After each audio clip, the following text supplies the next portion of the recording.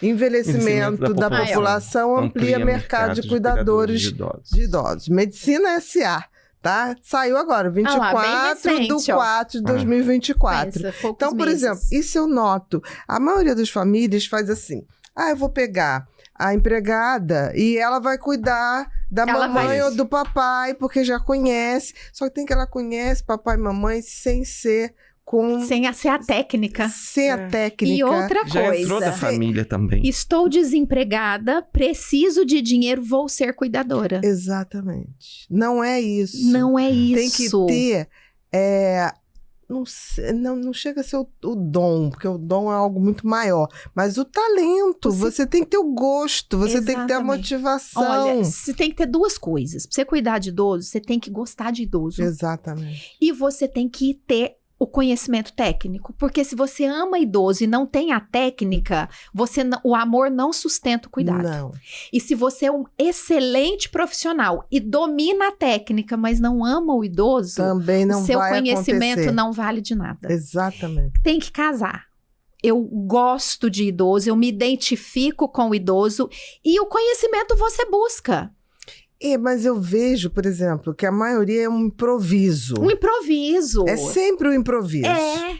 E aí, geralmente pegam aqueles funcionários que já foram funcionários da família, que era babá de não sei quem, aí... E tá 30 anos aqui em casa. Exatamente, é de confiança, ok. Mas só que tem que a demanda é outra. E aí entra um trabalho legal que eu não imaginava que eu fosse cair nisso, mas né, a rede social leva a gente para...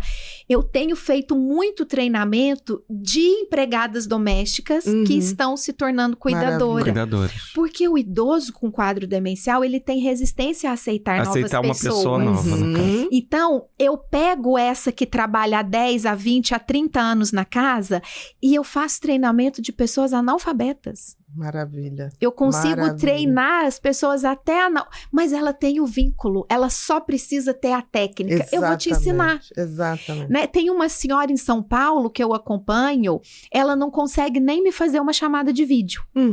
Ela tem uma deficiência visual, ela é né, intelectualmente comprometida, não estudou, não é alfabetizada, mas ela trabalha há 25 anos na mesma casa. E a senhora, patroa dela, entrou num quadro demencial e aí a filha ficou desesperada e veio falar comigo. Eu falei, vamos treinar ela, mas ela não sabe ler, ela não sabe escrever. Eu falei, não tem problema. Mas ela vai fazer confusão com os remédios. Falei, vamos treinar vocês duas.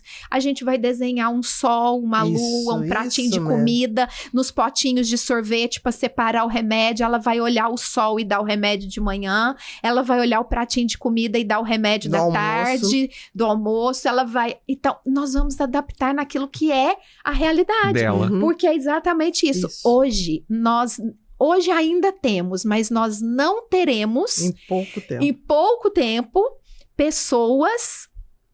preparadas. Não é nem preparado. O número de pessoas suficiente para cuidar do tanto de idosos que nós teremos. Saiu uma pesquisa recente, eu vi isso semana passada, que o número de crianças é menor do que o número de avós no Brasil. Já virou, né? Já virou. Nós temos mais avós do que crianças. Então, quem vai cuidar de nós? Exatamente. Né? E aí as famílias cada vez têm um número menor de filhos, né? Porque tendo 10 é um que cuida. Agora, tendo um... Pode ser tendo que ninguém dois. Que é a realidade. Que é a realidade, porque as pessoas não querem ter filho. Né? Por vários motivos. Por vários motivos. E que, né, nem cabe a nós legítimos, aqui. Né? Cada um com o seu, mas a gente só tem que pensar que isso é muito impactante na população idosa. Com certeza. Porque vai faltar cuidador. Hoje, quem se capacitar de fato como cuidador de idoso não vai ficar desempregado. Nunca. E ao contrário, vai ter, quando adquirir experiência, vai treinar outros, porque a demanda é infinita. É só crescer. É infinita. E eu fico muito triste porque, por exemplo, você vai na Europa, essa pirâmide já inverteu há muito tempo. Mas é triste porque os filhos botam no asilo e ninguém vai lá ver. Institucionaliza e abandona. Acabou.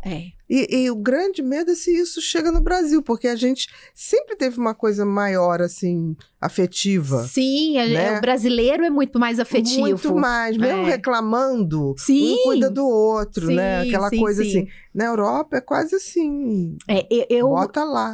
Eu atendo muitas famílias com essa angústia da institucionalização. É claro que a prioridade é que esteja em família, Exatamente. Sem dúvida.